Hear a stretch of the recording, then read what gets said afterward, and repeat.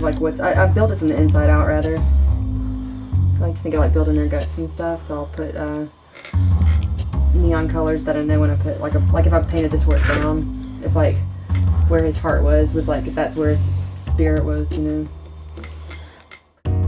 I remember I got to one of my abstract painting classes in college, and I had forgotten my bag with all my paintbrushes in it, and all I had was the paint that was in my locker at the time and my pocket knife. So I used my pocket knife to apply the paint and scrape it off, and kind of realized that paintbrushes aren't the only tool, I guess. And I'm really using a paintbrush I usually finish a painting too quick with a paintbrush.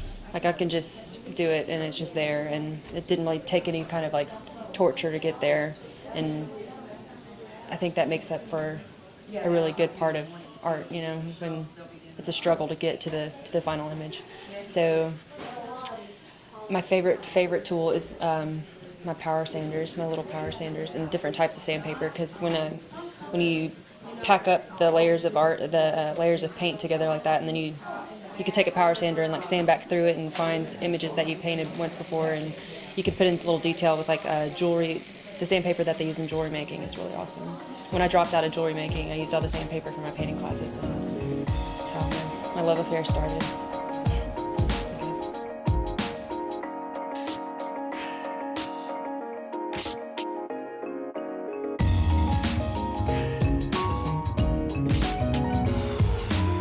I like to see different colors next to each other.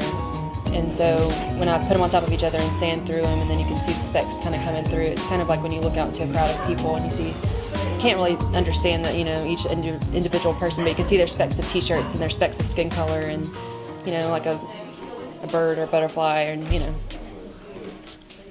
I don't know, the haze of life, I guess. What do you want out of your future in art? What do you hope to accomplish? I want to be in history books. I want to be in textbooks. I think that'd be cool.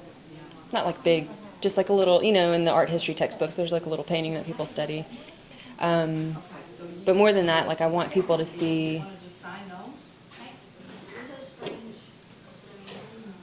something good, I guess, or find something good. Like I really want people to be able to like look into my painting and get lost in it and find like that true something inside of them that makes them want to turn around and create something of their own, or sing something, or do something great for somebody. What does your art contribute to society? What's the contribution? I think I see it a lot of times with my students, and with my niece especially, because we do art projects together all the time. When we'll be talking and she'll tell me something that she's an idea or some kind of imagination thing she thought of, or her dream she had, and usually while she's talking to me I'll kind of sketch it out a little bit, and I'll be like that, you know, is that what you mean? And it's like this overwhelming, like, whoa, you just made that from your hands. You had an idea and it came out of your hands, and you made it into this solid thing I can hang on my wall now. So I guess it shows them they can make something from nothing if they have something to say, or even if not, if they just want to get rid of some paint, smear it around on some wood and hang it on their wall and sell it. For the kids I teach over at Harbor House, I think it's good for them to know, I guess that, yeah, they can create whatever they want. They can make whatever kind of environment they want, and they have like value. Their trash has value. They can make something and show somebody, and they'll just think it's the best thing that they've ever seen, and it'll pull that special feeling out of them. Do you think art gives people hope? Definitely. How is that? I think for those good paintings you can like get lost in and stuff, and you start to really see it as something else besides what's painted. You can like start to see the brush strokes, and you can see that person actually like made it and rendered it into something. It can sometimes translate into that they can render their lives into something, you know, they can make their life whatever they want. Metaphorically, they can paint, you know.